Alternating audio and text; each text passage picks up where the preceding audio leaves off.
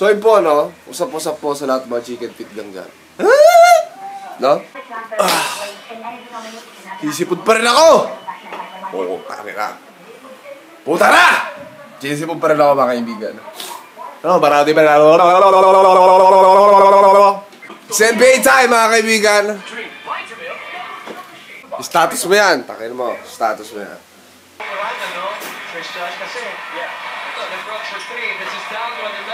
Pansit! Ang pahaba ng buhay.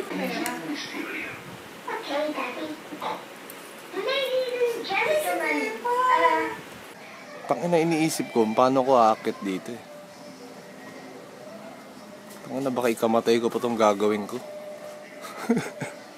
Kanina pa ako naghahanap, putang na paano ko aakit sa bubong.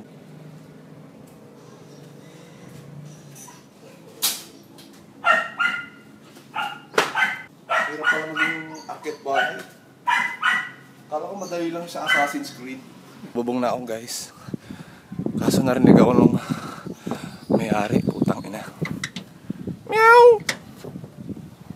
Meow! Papanggap tayong pusa.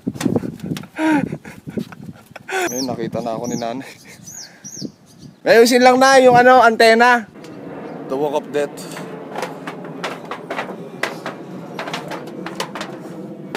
Putang ina.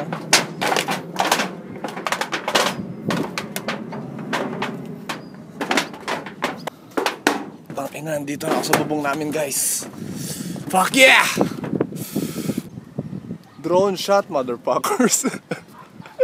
So ganun ko ginawa yung drone shot ko.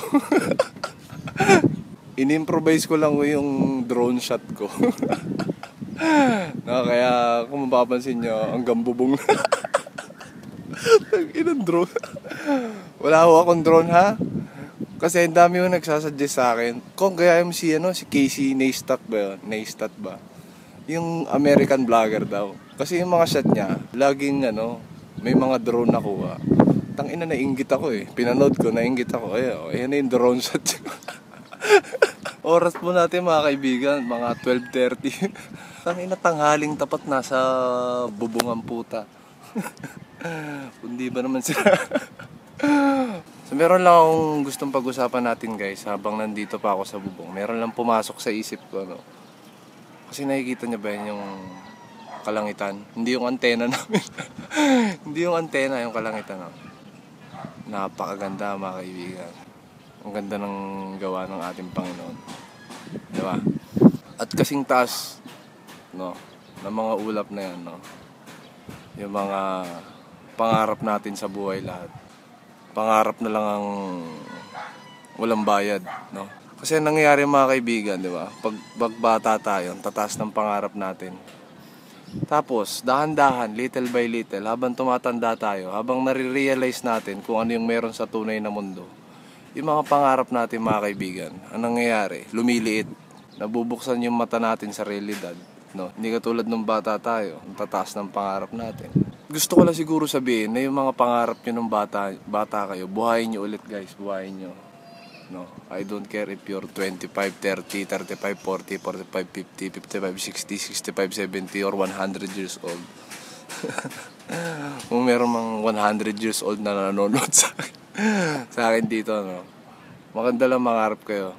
At kung mangarap kayo syempre maganda na yung mataas. Alam mo kung bakit?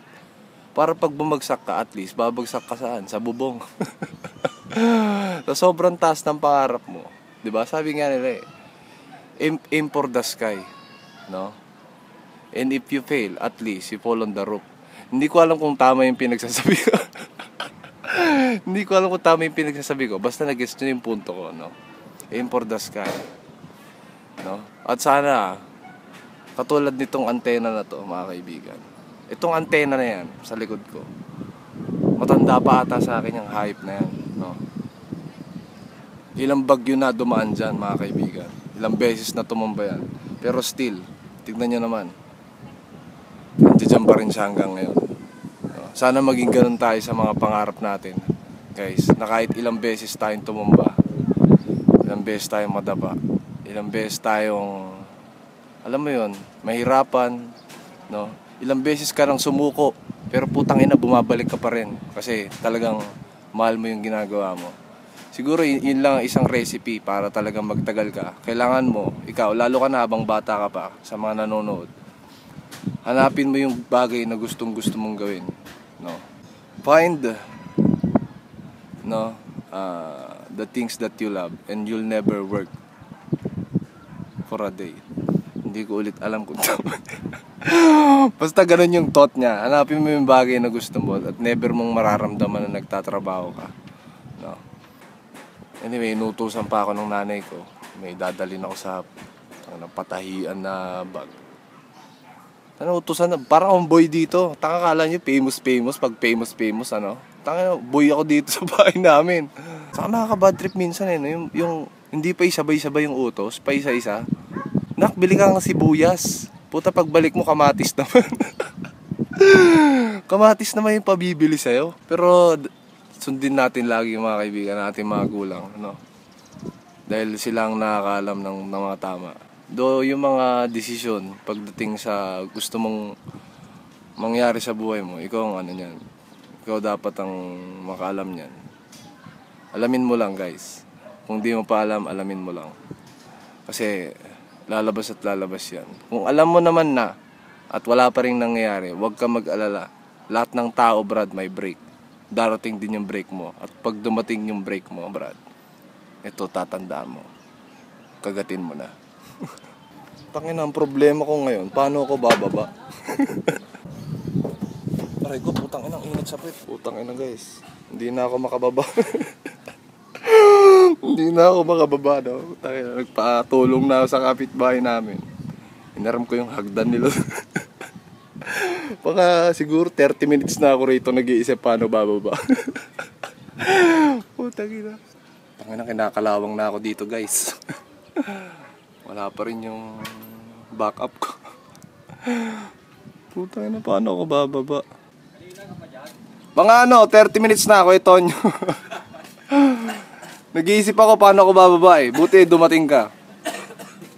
Yan, shoutout kay Kuya Tonyo.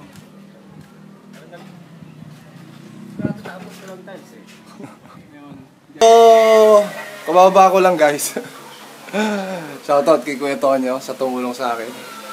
Siguro dito ko na lang muna natapusin yung vlog ko kasi meron akong gagawin din, guys, na importante. Na malalaman nyo din naman yan kung ano yun. Pero ngayon, hanggang dito na lang muna, guys. Chicken feet? Ano yun?